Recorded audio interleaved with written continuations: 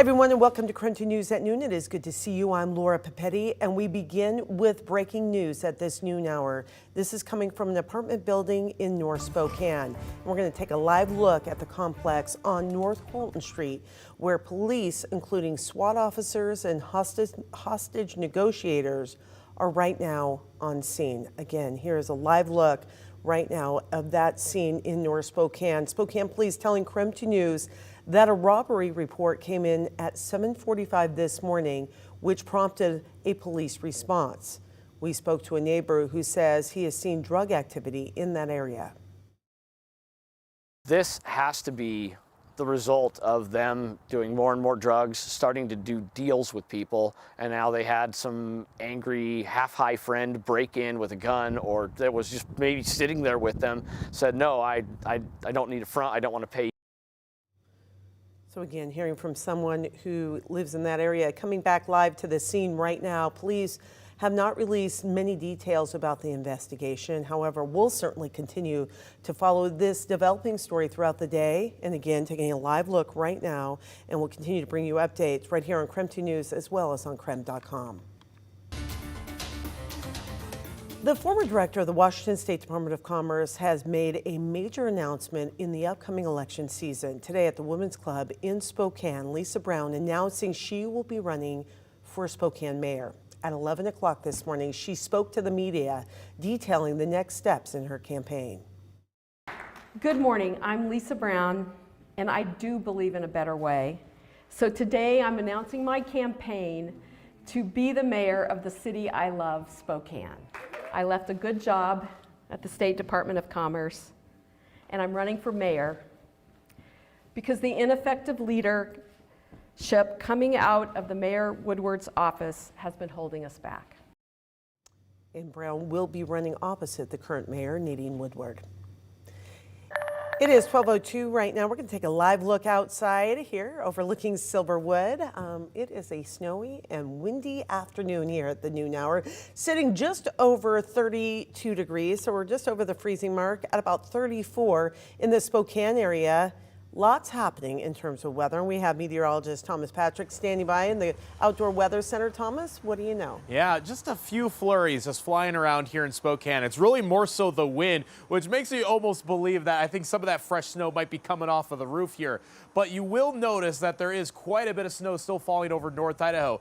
Weird update, the winter weather advisories across most of North Idaho and northeastern Washington were allowed to expire as of the noon hour. However, in my professional opinion here, probably should have kept that intact for a couple hours longer. Again, the scene out at Silverwood Theme Park, quite a bit of snow on the camera there, quite a bit of snow on Doppler radar. Check out this heavy blue shade over Coeur d'Alene and the northern half of Kootenai County. That is actually some pretty intense snowfall, and it's built as far west as perhaps Spokane Valley, maybe even the Mall and Liberty Lake. I think these areas are still getting snow, as well as up and down North Idaho. As I look farther south down towards the Palouse, a little bit of snow along Highway 195. However, temperatures are starting to get a little bit warmer, so the farther west you go, the more in the way you're going to see rainfall by about La Crosse or the Washtenaw areas. So I do think North Idaho will retain quite a bit of snowfall for a couple more hours here, and temperatures are below freezing there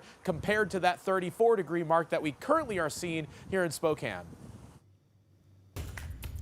We have obtained some new documents from Pennsylvania State Police related to the investigation into the murder of 4 University of Idaho students last November. These documents list items that investigators have recovered from the family home of the suspect, Brian Koberger.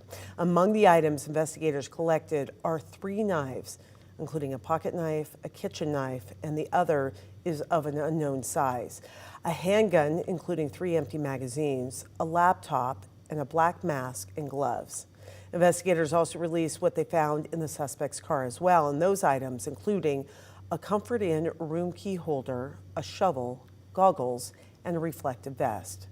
For a full list of what investigators found, you can head to our website. We posted it there on KREM.com. An Idaho judge has split the cases for the couple accused of murder and conspiracy in the deaths of 3 people, including 2 children whose disappearance back in the fall of 2019 made headlines all around the nation. Chad Daybell and Lori Vallow were scheduled to stand trial together on April 3rd.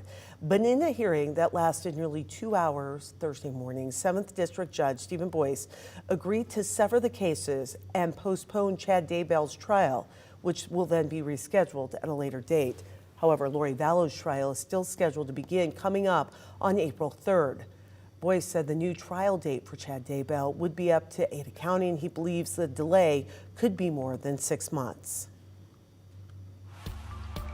We are getting some new numbers from WSDOT showing that the I-90 homeless encampment continues to shrink. From the latest count, there is about 78 people living at the camp. That is actually down 30 people from the beginning of last month. WSDOT is also reporting there are now 69 people staying at the new Catalyst Transitional Housing. This is a significant drop in people at the camp from more than 600 who were there last summer. This month, Spokane Public Libraries will reopen the South Hill and Indian Trail locations. The libraries were closed last year for construction. Each location has new interior finishes and areas for kids. Indian Trail's coming up. This Tuesday will be opening, and the South Hill location, that opens coming up on March 21st. A semi crash is still blocking the westbound I-90 area. As you can see from this picture, it happened near George. The truck crashed and tipped over this morning.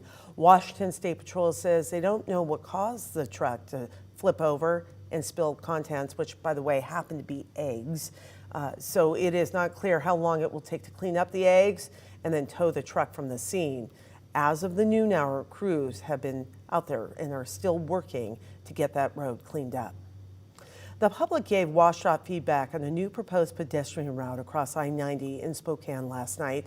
Last week, WSDOT removed the Magnolia Street pedestrian bridge because it had structural damage. They're hoping to find a way to replace a bridge that's most convenient to the community that needs to access a bridge in that area. To be honest with you, there really is no good solution. I mean, it's unfortunate. Nobody wanted the bridge to be structurally deficient or subsequently be removed. These things happen, things wear out, even bridges wear out. So we're trying to make the best situation out of what we have out there as far as opportunities. There is a survey that is up right now on WSDOT's website. That survey is open until March 15th.